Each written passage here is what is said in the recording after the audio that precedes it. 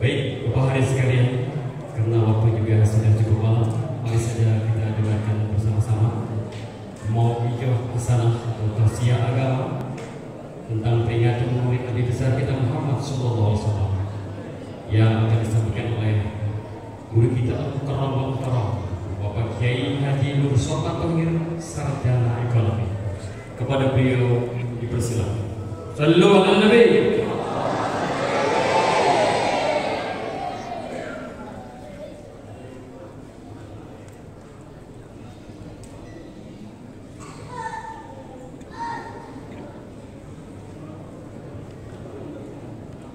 Assalamualaikum warahmatullahi wabarakatuh. Waalaikumsalam warahmatullahi wabarakatuh. Bismillahirrahmanirrahim. La yasuku khaira illallah. Bismillahirrahmanirrahim.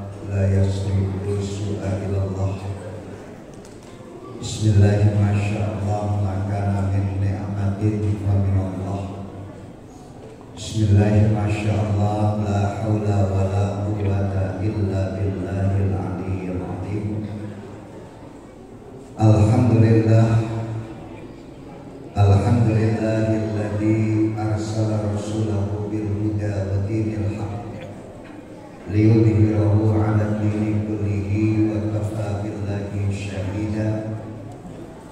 Asyhadu an la ilaha illallah wahdahu la syarika lah wa asyhadu anna Muhammadan 'abduhu wa rasuluh. Allahumma salli wa sallim wa barik ala sayyidina Muhammadin wa ala alihi wa sahbihi ajma'in. Qala Allah ta'ala fil Qur'anil Karim, laqad kana lakum fi Rasulillahi uswatun hasanah liman kana yarjullaha wal yawmal akhir wa dzakarallaha katsira. Wa qala Nabi sallallahu alaihi wasallam, innama bu'ithtu liutammima makarimal akhlaq. Yang kita muliakan bersama guru kita Kiai Haji Abdurrahman Anwar dan juga Ketua DKM Masjid kita Al-Ustaz Insinyur Haji Ubaidillah dan Ketua RW kita Bapak Ustaz Haji Insinyur Firdaus Razak. Tidak lupa saya punya orang tua Ki Haji Dahrudin dan para asatidz yang lainnya, para hujat, bapak-bapak, remaja, ibu-ibu yang insya Allah mudah-mudahan kita semuanya selalu dimuliakan oleh Allah Subhanahu wa Ta'ala. Syukur alhamdulillah kita panjatkan kehadiran Allah pada malam hari ini. Kita bisa berkumpul di tempat yang mulia dalam rangka memperingati Maulidul Rasul, yang mudah-mudahan dengan peringatan Maulid ini tambah mahabbah kita, tambah cinta kita kepada Nabi kita Muhammad SAW, yang mudah-mudahan telah kita dibangkitkan bersama Nabi kita Muhammad SAW. Pak, ada satu ucapan Rasulullah, yuhsyarul mar'u ma'a man ahabba. Seseorang itu nanti akan dibangkitkan bersama siapa yang paling dia cintai waktu di dunia. Ini bocah berisik juga ya. Panitia, anak-anak tolong diingatkan. Kayaknya berkat udah dapat dia juga ya. Biasanya udah dapat belum ya? Belum pantas. Yuhsyarul mar'u ma'a man ahabba. Kata Nabi, seseorang itu akan dibangkitkan nanti bersama komunitasnya, bersama siapa yang paling dia cintai waktu di dunia. Dia cinta sama ulama, dia cinta dengan habaib, baru nanti bersama mereka yang dia cintai. Makanya Anas bin Malik luar biasa, dia banyak meriwayatkan hadis. Dan satu waktu ketika dia akan berumah tangga, dia minta izin kepada Rasulullah untuk berpisah. Itu umur 10 tahun Anas itu sudah diserahkan oleh Ummu Sulaim kepada Rasulullah. Jadi ketika Nabi hijrah dari Mekah ke Madinah, sampai di Madinah itu Ummu Sulaim sudah menyerahkan putranya Anas yang masih berumur 10 tahun. Kata Ummu Sulaim, ya Rasulullah, ini aku serahkan anakku untuk berkhidmah kepada engkau. Maka 10 tahun Anas mengikuti Nabi. Ketika dia akan berumah tangga, dia pamit sama Rasulullah. Ya Rasulullah, mungkin besok saya tidak lagi bersama dengan engkau. Kenapa? Kata Nabi, saya akan menemani istri saya akan berumah tangga. Nabi diam. Nabi sedih ditinggalkan oleh Anas. Lalu kemudian Rasulullah mengatakan, Anas, labbaik ya Rasulullah, salli, minta apa yang kau mau dari aku. Bayangkan ini Nabi yang nawarin. Kita kalau ditawarin Nabi mau minta apa, catatan kita banyak banget. Berewok kita catatan kita. Tapi ketika Anas ditanya oleh Rasulullah, Anas, labbaik ya Rasulullah, salli, minta apa yang kau mau. Diam Anas. Gak keluar kata-kata dari lidahnya, cuma air matanya yang bergerai jatuh. Sampai Rasulullah manggil lagi, Anas, labbaik ya Rasulullah, salli, minta apa yang kau mau. Masih diam Anas. Yang ketiga kali Rasulullah tanya lagi, Anas, labbaik ya Rasulullah, salli, minta apa yang kamu mau. Anas memandang wajah Rasulullah dengan air mata yang berjatuhan. Sampai kata Anas, kalau boleh satu aja aku minta ya Rasulullah. Apa yang kau inginkan dari aku? Cuma satu ya Rasulullah, inni uridu an murafaqataka fil jannah. Boleh gak ya Rasulullah, andai kata hari ini saya berpisah dengan kau, nanti di surga saya bisa menemani kau lagi. Itu permintaan Anas.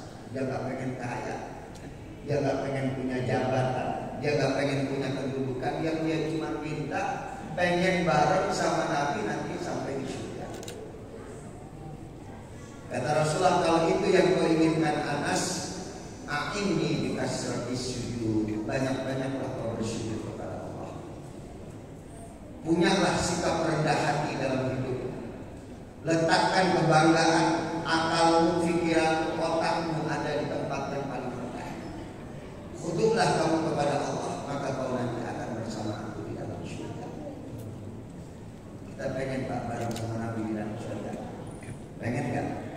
Kalau kita pengen bareng sama Nabi di surga, punya sikap rendah hati, insya Allah nanti seseorang dibangkitkan bersama siapa yang paling dia cintai. Allahumma sholli ala sayyidina Muhammadin tibbil qulubi wa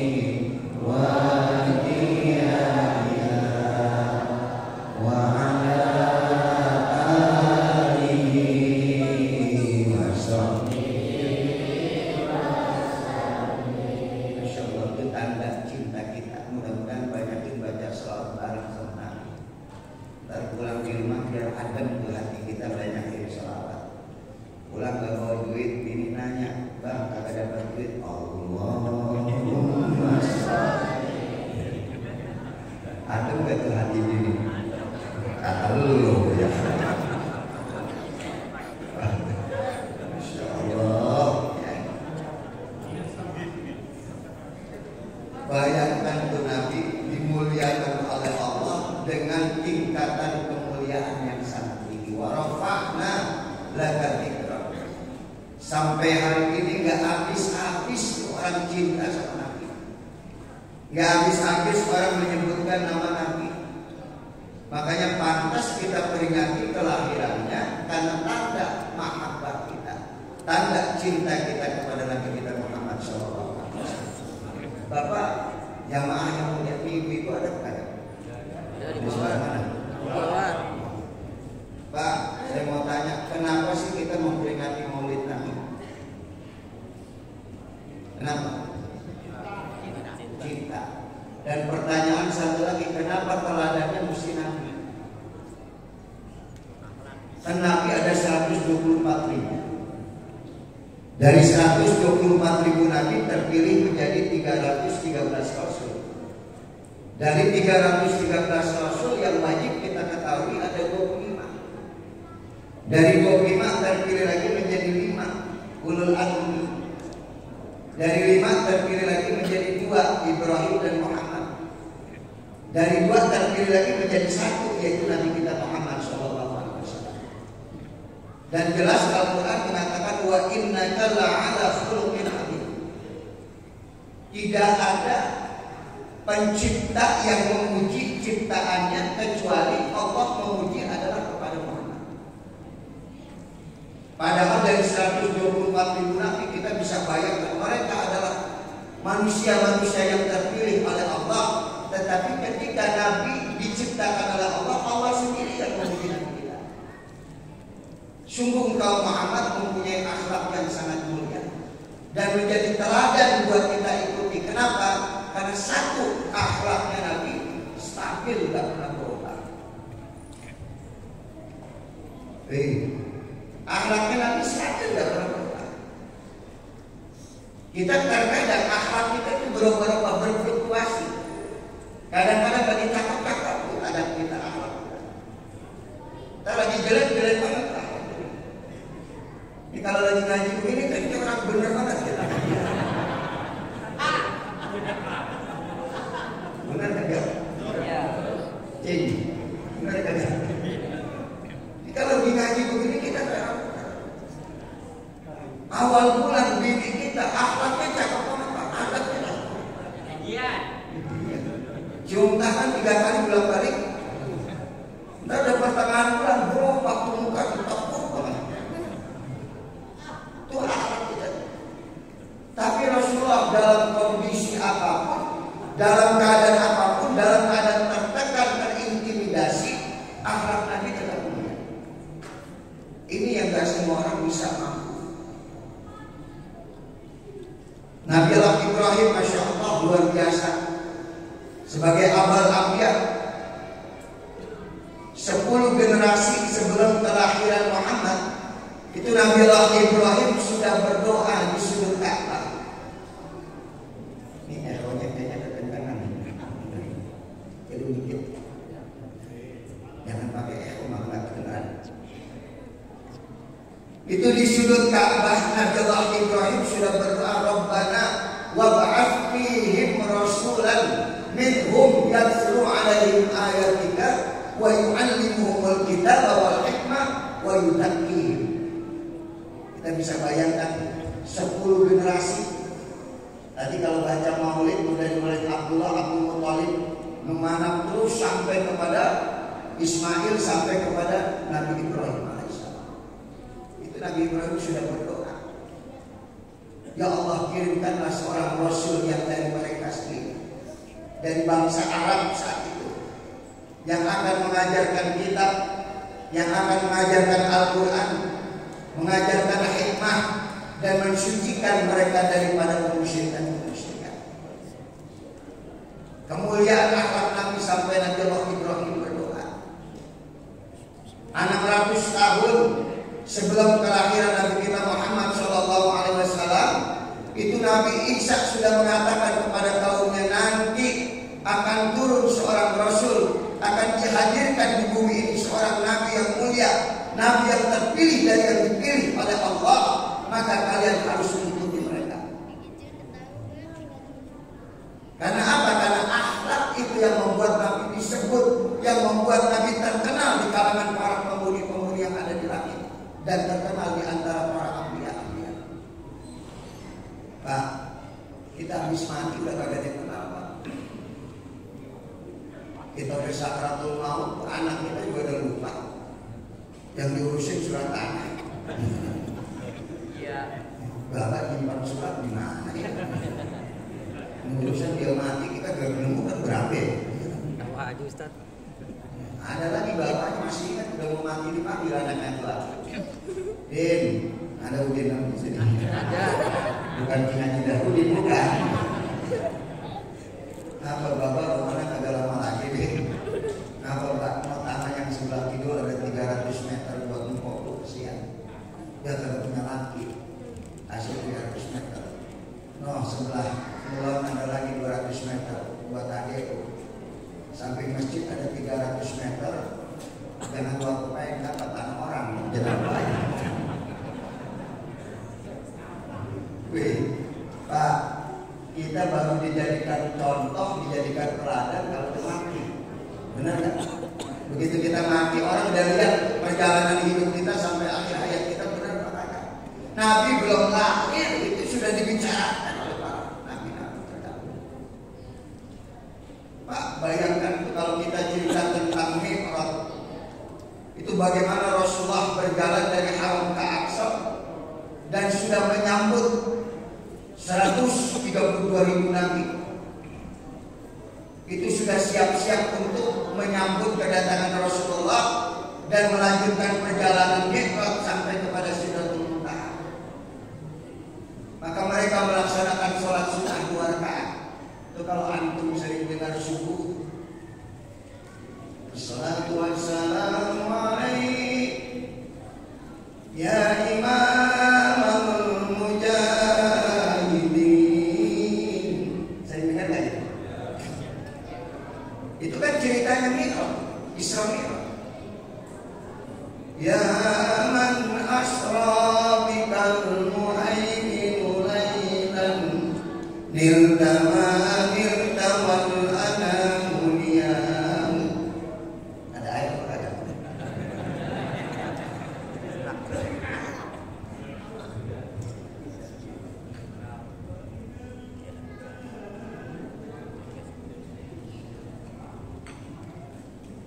Itu Bapak bisa bayangkan ketika Rasulullah sampai di Masjidil Aqsa, 124.000 nabi sudah menyambut. Dan mereka melepas Rasulullah dan melaksanakan sholat sunnah 2 rakaat. Siapa yang pantas menjadi imam?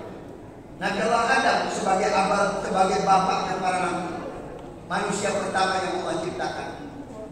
Kata Adam, jangan saya tak pantas. Disebabkan karena saya, maka kalian tidak ada di dalam surga. Tuh, Abal Anbiya, Nabi Allah Ibrahim pantas jadi imam. Kata Nabi Ibrahim, jangan saya jadi imam. Kenapa? Saya pernah bohong sekali. Kalau saya bohong, jangan suruh jadi imam, nggak boleh. Kadang-kadang kita bohong, ngibul. Udah jangan kemana-mana, pikiran. Kata Nabi Ibrahim, jangan saya, siapa yang pantas jadi imam? Tuh, kalau Allah Musa dan imam. Tuh Nabi Musa pantas jadi imam, dia langsung berbicara dengan Allah. Kata Musa, jangan saya, siapa yang pantas jadi imam? Wa taqaddamta lis-sholati fa shalla kullu man fis samai wa antal imam.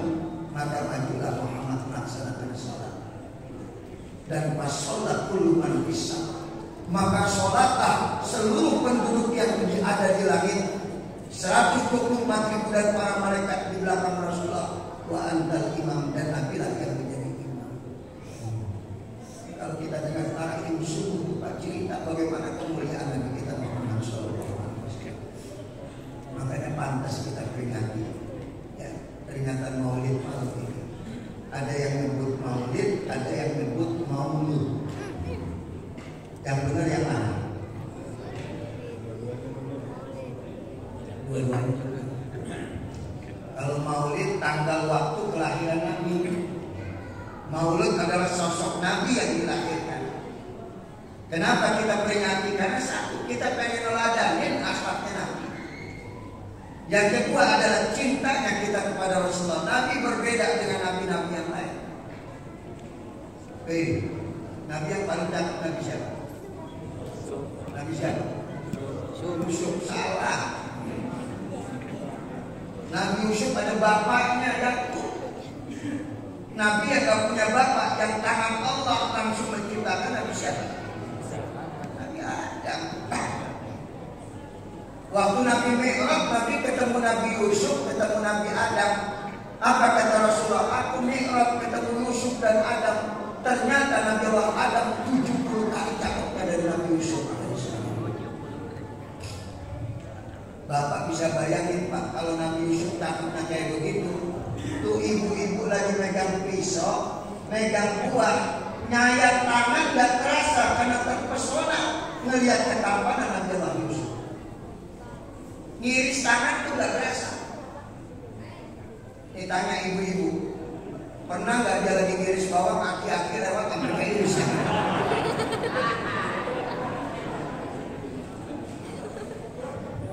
Ngomong lagi widi maco amat ya, maco dari mana, jalan aja goyong.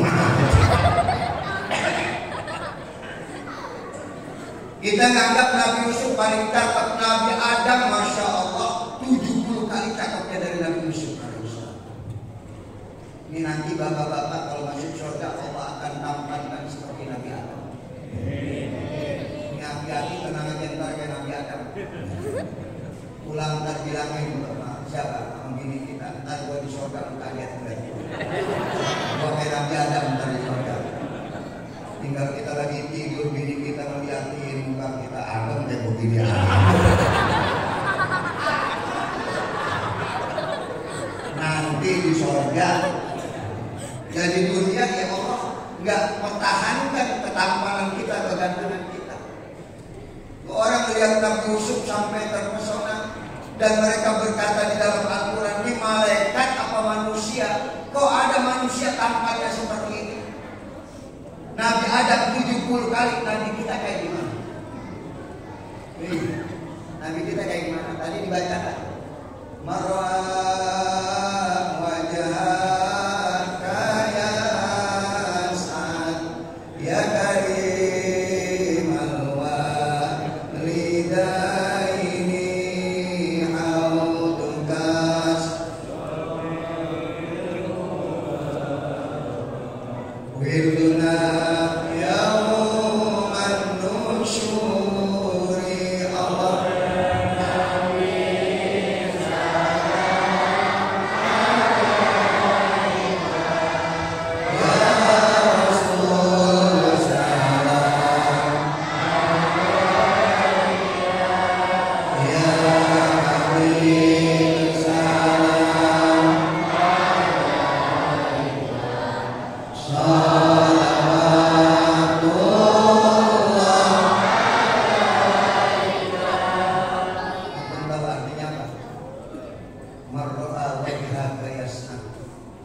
Siapa yang memandang wajah Rasulullah, hatinya akan bahagia, hatinya akan senang. Orang melihat Nabi Yusuf terpesona Pak. Terpesona ada batas masanya, ada batas waktunya. Dan bertanya nih ya, dulu lihat biniku terpesona apa? Dulu terpesona nggak? Sekarang jujur ya, karena ada dosanya. Sekarang masih terpesona apa enggak? Artinya terpesona itu ada batasannya, ada ukurannya. Bahagia itu gak ada ukurannya. Mau ngukur di mana? Itu baru jamaah saya kemarin saya ngajar Pak di Kampung Baru ngomong apa? Ustaz, untungnya ukuran bahagia itu bukan dari materi. Kalau dari materi jadi ukuran bahagia kata tercatat. Saya nggak bakal bahagia kalau ukuran bahagia dari materi. Karena bahagia nggak bisa diukur. Banyak orang hartanya berlimpah gelisah. Banyak orang punya jabatan Pak, takut kehilangan jabatannya nggak bahagia. Ada orang miskin hidupnya sederhana tapi bahagia, ukurnya di mana? Kalau cakep tampan ada ukurannya. Saya berangkat umroh mampir ke Turki. Ya Allah, itu jamaah saya kagak berhenti istighfar sebelum dan. Ya Allah, Ustaz, lama banget itu, Masya Allah, Ustaz, lama banget. Tuh 7 perempuan Turki dalam 7 tujuhnya ukurannya cakep semua. Di Priuk dalam 7 mendingan 1.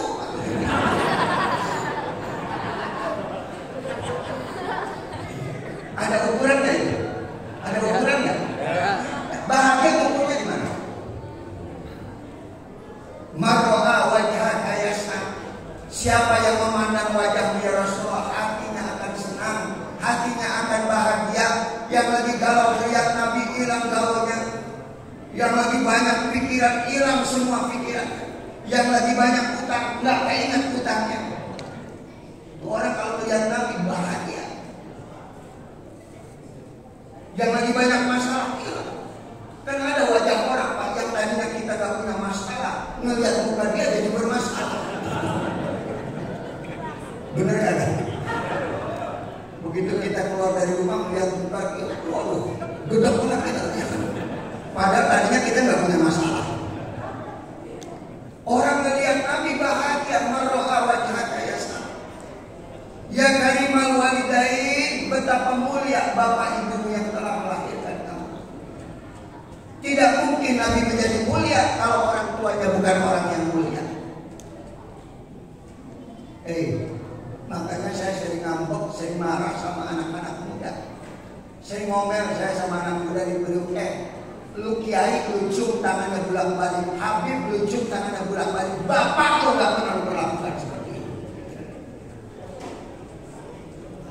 Kamu gak akan jadi orang mulia kalau kamu tidak memuliakan orang tua. Pak, saya gak larang Anda menghormati kiai, ustadz, ulama, habaib, silakan. Muliakan mereka sebagaimana kau juga memuliakan orang tua. Kiai mau lewat pinggir, kiai mau lewat pinggir, guru mereka. Bapak lu pernah gak lu melakukan itu? Benar gak nih? Saya ceramah gini Pak Habib Haikal lagi di bawah. Begitu turun Habib, ada ngomong begitu, anak mau pulang kayak. Kenapa gitu? Kesinggung, bukan. Orang tua saya di rumah sendirian. Saya mau cium tangannya. Kemuliaan kita ada pada kemuliaan orang tua. Sebagaimana Rasulullah tidak mungkin menjadi mulia kalau orang tuanya bukan orang yang mulia. Paham nih? Paham? Itu ngomongnya nih, mau pada itu bapak di dalam rumah. Di zaman Rasulullah itu ada anak duitnya diambil sama bapaknya, ngamuk marah, ngadep kepada Rasulullah, saya pada redha ya Rasulullah, saya tak suka ya Rasulullah, kenapa duit saya diambil bapak saya, panggil bapakmu kemari. Ketika bapaknya dipanggil, betul kau ambil uang anakmu, betul ya Rasulullah, kenapa kau ambil uang anakmu? Dia masih kecil, aku yang merawatnya Rasulullah. Bocah-bocah, doaku gak pernah habis buat anakku ya Rasulullah.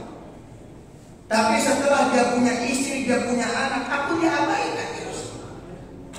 Sampai tadi pagi aku buat makan aja gak punya duit, aku ambil duitnya sedikit buat makan ya Rasulullah. Anaknya ditanya, tuh kamu tahu duitmu diambil buat makan orang tua. Kamu reda gak? Saya gak reda ya Rasulullah. Marah nanti Pak. Apa kata Nabi? Nak, dengarkan ya, anda wa malu kali abika, nggak usah hartamu, nak, dirimu masih milik orang tua.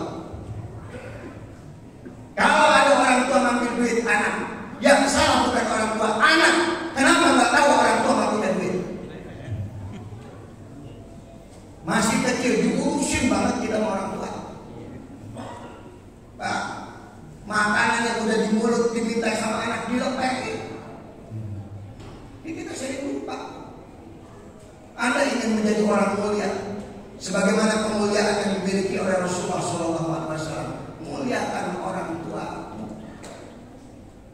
Tanya tuh bapak kita, Pak punya duit apa kagak? Emang apa? Minjem kalau ada. Bapak kali enak lah.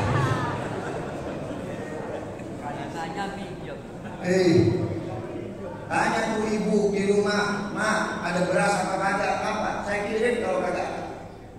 Bapak ibu udah kagak ada, tanah lu sedekahin, pahalanya buat orang tua. Bikin pesantren, bikin masjid. Ya Allah, girang tuh orang tua kita di alam barzakh, bukan sekadar Fatihah. Fatihahnya apa? kalau kita lagi punya, kita lagi ada, nah sedekahin nih buat masjid 10 juta buat orang tua saya. Gak kebayar Pak apa yang kita keluarkan buat orang tua kita. Nih ini kita kadang-kadang ya Allah sama orang tua. Orang tua baperan Pak. Saya mau minjem duit sama anak, ditanya keluar, ayah buat apa? Kagak jadi saya. Kagak jadi saya, nggak usah.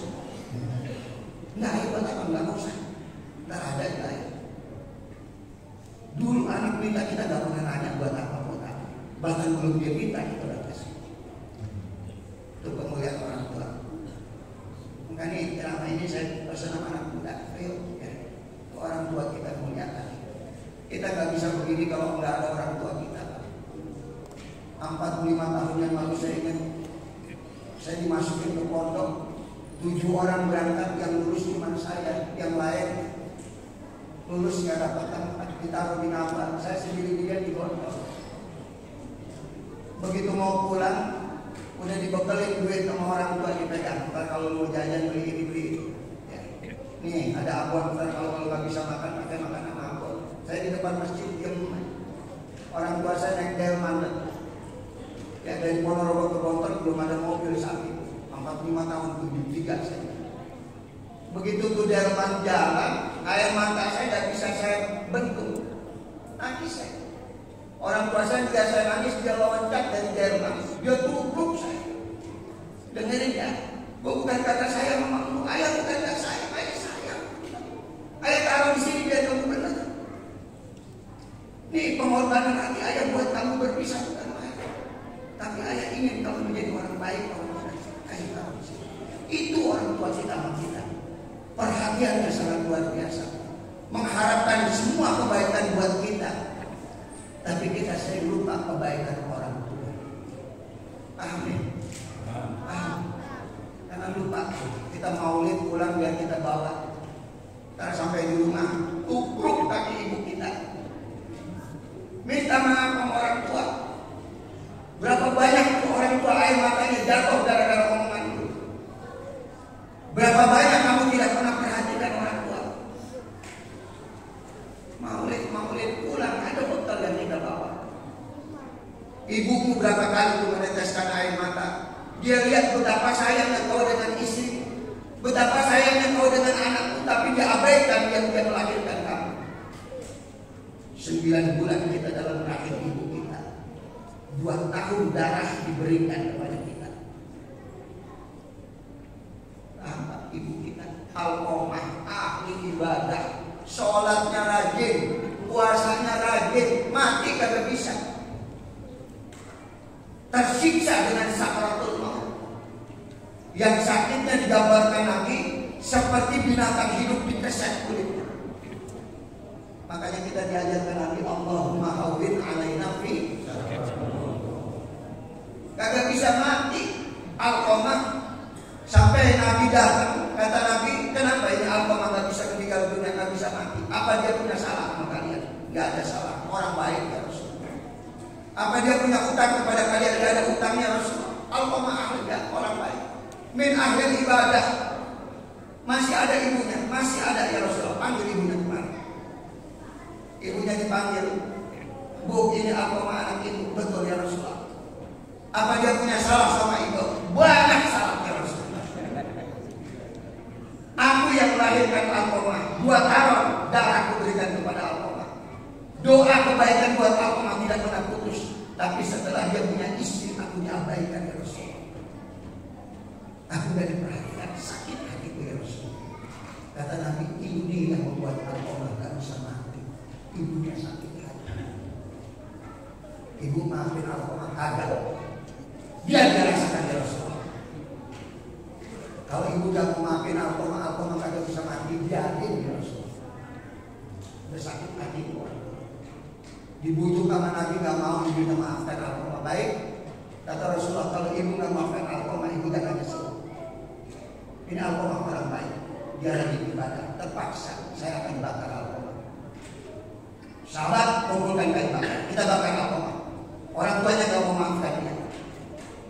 Dia harus meninggal dunia karena dalam keadaan seperti mau dan bisa dibuka.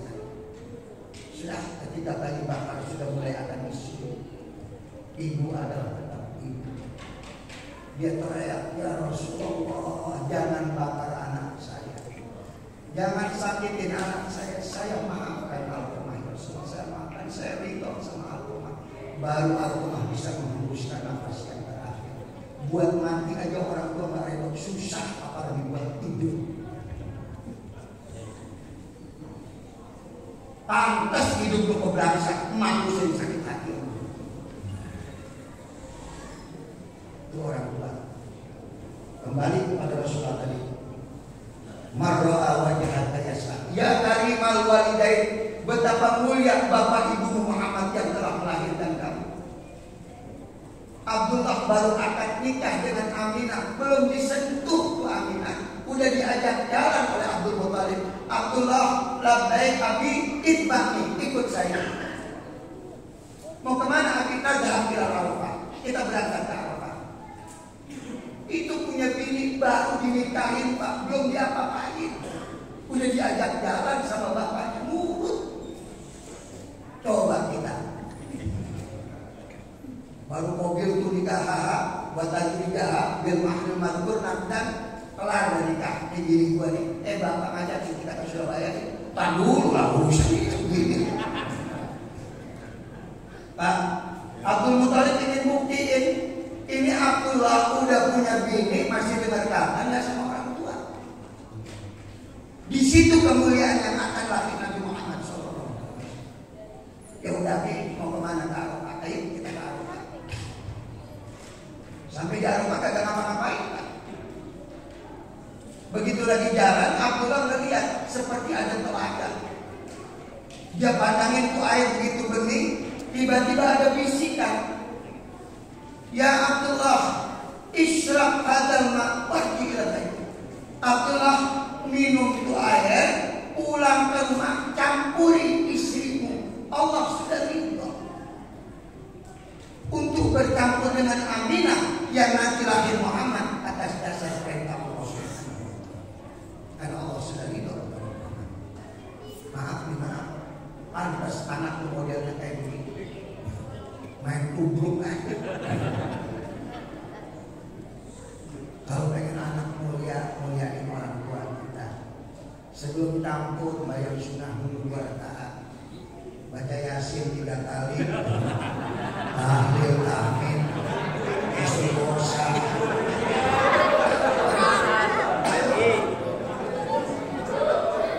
Nggak jadi.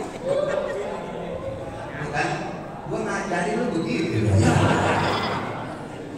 Ya minimal sembahyang sunnah dulu 2 rakaat, minta sama Allah, ya Allah, mudah-mudahan benih yang saya tanamkan kepada istri saya menjadi anak yang soleh. Saya sudah taat kepada orang tua. Udah. Akhirnya Abdullah pulang ke rumah, pagi udah berangkat ke Madinah. Berangkat ke Madinah dagang ke Abdullah. Itu dibaca dalam bab tadi.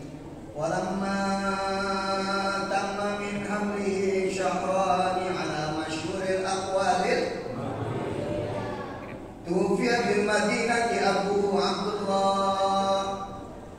Ketika kandungan Aminah sempurna 2 bulan, datang kabilah dari Madinah bawa dagangan sampai ke gerbang kota.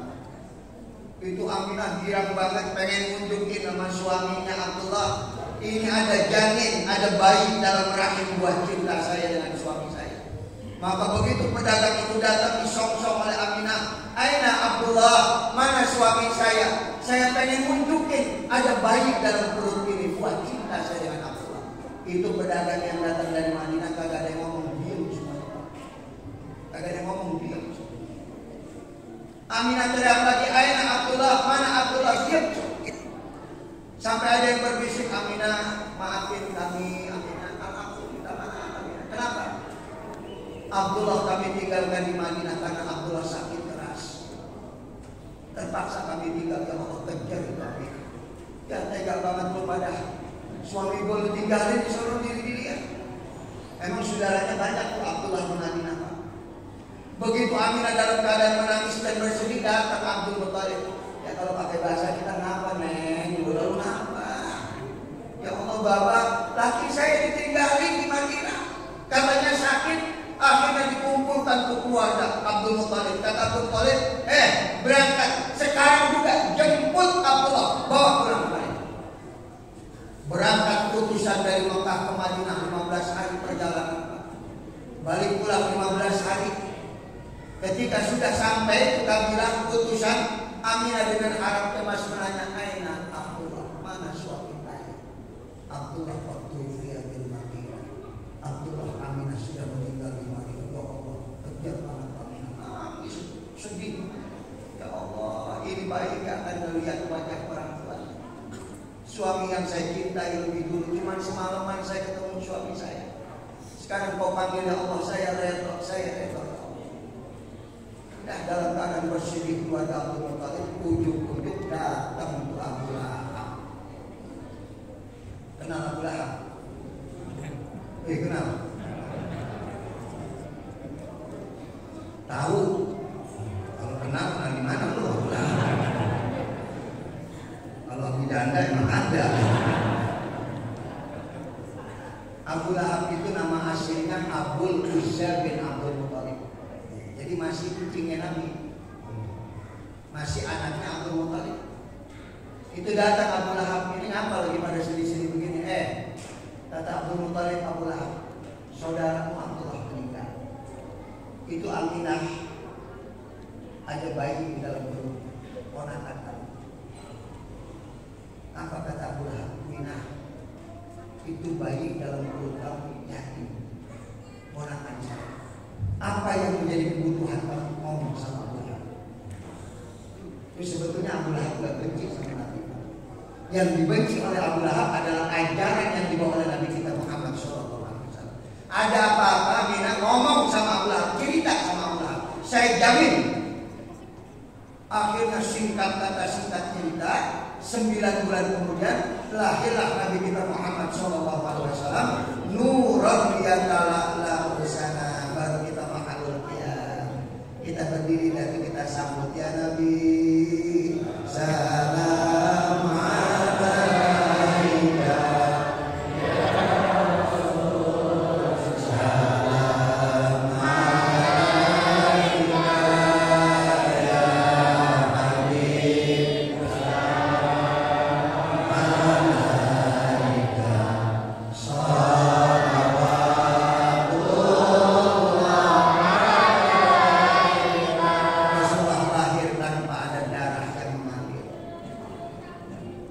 Aminah didampingi oleh Asya wa Maryam. Dalam riwayat diceritakan seperti itu. Begitu sempurna kelahiran Nabi. Saya ngaji dulu di kampung Naga sama Mu'alim Abdullah pulang dari pesantren. Saya tanya Mu'alim, orang pernah nggak melihat kotoran Nabi? Ente mau tahu Nabi kalau lagi buang hajat itu bumi terbuka. Habis dia buang hajat itu bumi tutup lagi, nggak ada yang lihat kotoran Rasul. Lahir pun Nabi sama bersih. Keluarga Abdul Muthalib gembira ketika lahir Muhammad. Tiba-tiba ada yang ingat, Abu Lahab sudah dikasih tahu belum? Kenapa? Aminah sudah melahirkan, kasih tahu Abu Lahab. Akhirnya utusan dari Abu Lahab, Abu Lahab. Gak ada yang keluar dari rumah Abu Lahab, yang keluar pembantunya Syuaibah. Kata Syuaibah, ngapa nyari Abu Lahab? Aminah qatulidat, Aminah udah melahirin, kasih tahu Abu Lahab. Akhirnya Syuaibah cari Abu Lahab. Dicari di Masjid Al-Hilal kata dulu.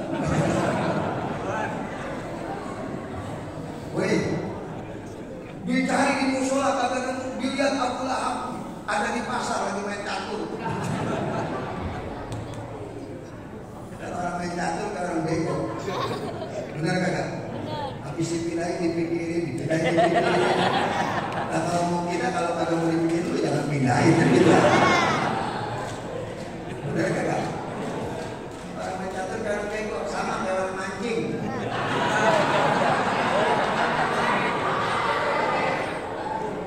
Orang mancing kayak orang bego. Kenapa kayak orang bego? Lu bayangin dah. Mancing di empang, beli ikan 35.000 sekilo. Bukan dibawa pulang, dirempar lagi ke empang. Habis itu lu pancingin goblok gak kira-kira? Bukan? Kalau yang doyan mancing tuh Bapak. Sampai tuh ponakan saya doyan mancing. Saya tanya, enaknya mancing ngapain sih? Bertanya.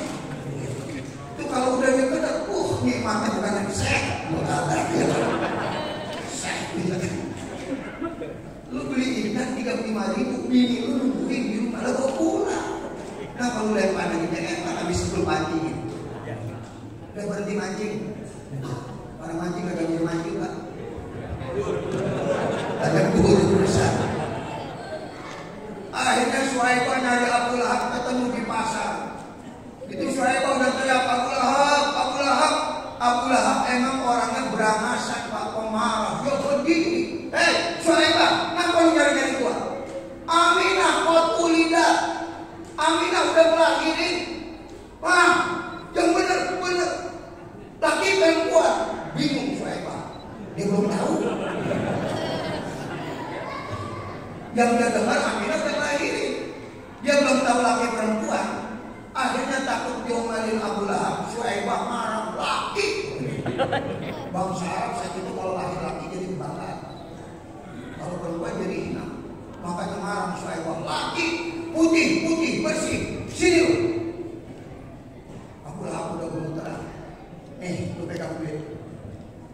Hari ini lu berangkat ke pasar. Beli 100 ekor onta sedekahin sama anak yatim. Tuh ponakan tuh yatim tuh. Hari ini aku gembira.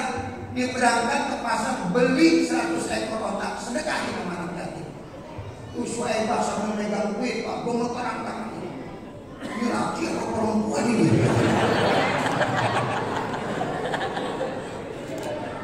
Kata Suhaibah urusan kalau perempuan gue diborok urusan sama Abu Lahab. Akhirnya dia balik pulang. Dia datangin Abdul Muthalib. Abdul Muthalib laki atau perempuan? Laki, putih, bersih. Alhamdulillah. Terus setelah Abu Lahab. Makanya Sayyidina Ibnu Abbas pernah bermimpi, dia melihat Abu Lahab dalam mimpinya. Dia tanya, apa yang Allah perlakukan kepada engkau Abu Lahab? Aku disiksa habis-habisan karena kejahatan kepada Muhammad. Tapi setiap hari Senin ketika Muhammad lahir, aku sempat bersedekah dengan 100 ekor onta buat anak yatim. Maka siksa aku dikurangi oleh Allah. Gembira ketika Muhammad Rasulullah SAW. Itu Abu Lahab. Apalagi ente yang bukan Abu Lahab. Ya Allah, panitia datang bawa ada apa maulid? Alhamdulillah. Berapa kebutuhannya? Ya. Buat apa? Buat wari berapa? Buat kiai berapa? Buat tamu. Buat makanan berapa? Berikan. Kan ada bapak-bapak. Pelipin pernah. Opet kita bisa. Datang panitia bawa makan. Maulid lagi. Ada yang begitu di sini? Ada. Jangan itu orang pelit Pak. Orang pelit itu orang pelit aja benci semua orang pelit. Benar nggak? Ada bapak orang ngomong itu tetangga gue pelit benci. Lagi sendiri pelit yang ngomong itu tetangga yang pelit. Ya mudah-mudahan di sini bermawan semuanya. Itu gembira hari ini ketika Muhammad Rasulullah lahir. Pesan saya cuma nanti kita ini. Jangan malu wanita ini. Muliain bapak ibu. Pengen bahagia hidup datangin orang tua kita. Saya merasa udah gak punya bapak, gak punya ibu. Ya Allah, kalau pulang ceramah ada rezeki sedikit pengen bagi orang tua, katakan rumah. Orang tua udah tak ada. Nah kita yang masih ada orang tua, katanya orang tua dulu orang Betawi nih. Ya tidak orang Betawi, Yai. Tapi kalau mau kemana-mana orang tuanya didatengin. Mau berangkat kerja aja didatengin. Mak doain mau berangkat kerja. Ya, redoin ayah, dia kan cium kan orang tua belakang. Dia berangkat kerja berkah. Besok dia datang lagi seminggu, sebulan dia datang. Maknya ngomong, lu ngeliatin muka gua mulu, kapan gua dibagi duit ya?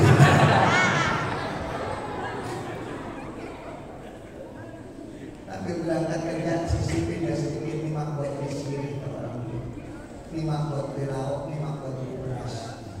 Ya Allah, orang tua Pak gila dikasih duit anak, dikasih penghasilan keringat dari anaknya.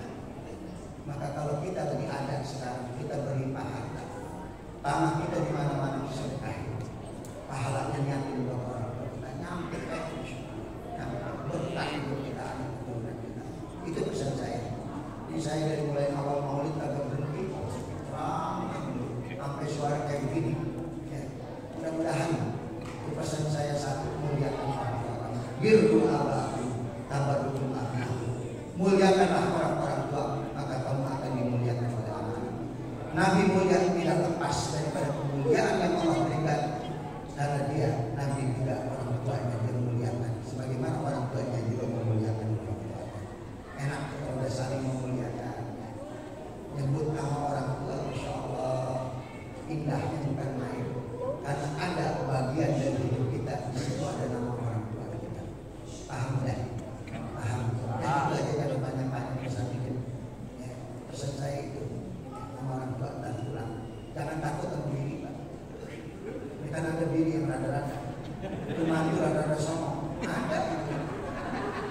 orang tuanya datang pakai kerudungan hijau, baju hijau, mantu dan ngomong lihat si hijau udah datang lagi tuh. Jangan takut sama bini. Lah kita hidup sama bini dua sama orang tua.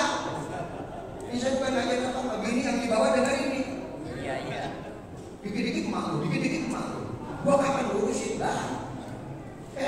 Gua hidup sama lu baru kemarin sore. Gua mau emak gua, mau bapak gua dari mulai gua kagak berdaya. Dari mulai gua dalam rahim ada sayangnya gak habis-habis. Lu ketemu gua udah gagah, udah gua punya penghasilan. Bini gua, bapak gua, ibu gua belum punya apa. Ini bini yang cakep, gua masih ada kagak nih? Yang cakep pak bini.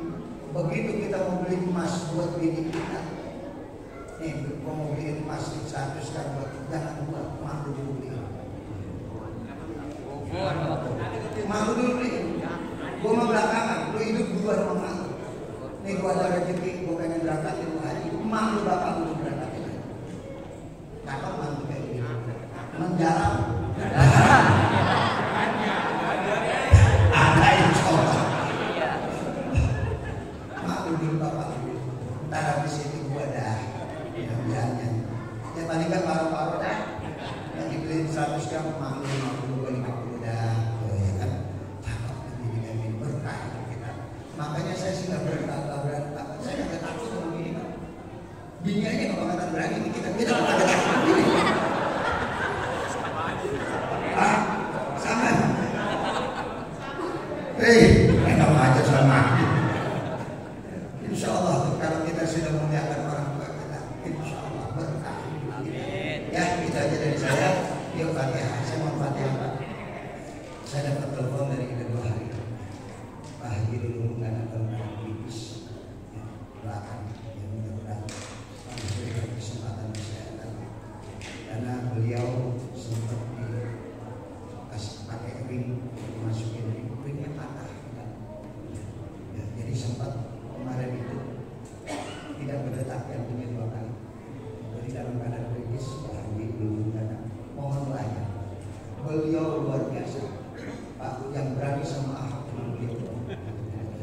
Bagaimana perjuangan beliau untuk Jakarta, bagaimana beliau begitu cinta kepada habaib, begitu cinta kepada ulama, begitu banyak dari materinya yang diberikan buat masjid ulama. Doakan hari ini dengan keikhlasan keputusan Bapak, khusus buat Bapak Haji dulu dan Alhamdulillah lahul Fatihah.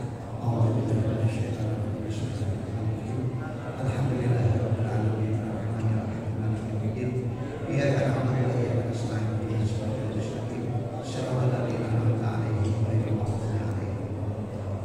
ini saja dari saya, mohon maaf usi nafsi wa yakum Allah. Wassalamualaikum warahmatullahi wabarakatuh.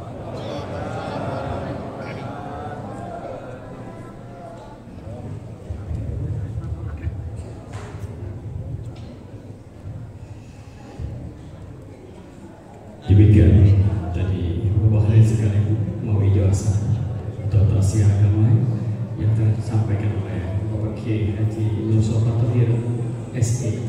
Mudah-mudahan apa yang telah disampaikan semuanya bermanfaat bagi kita yang mendengarkan. Amin amin ya rabbal alamin. Bapak hadirin sekalian, mari saja kita tutup acara kita dengan doa yang akan dipimpin oleh guru kita Mukarram Bapak Kiai Haji Abdul Rahman Anwar.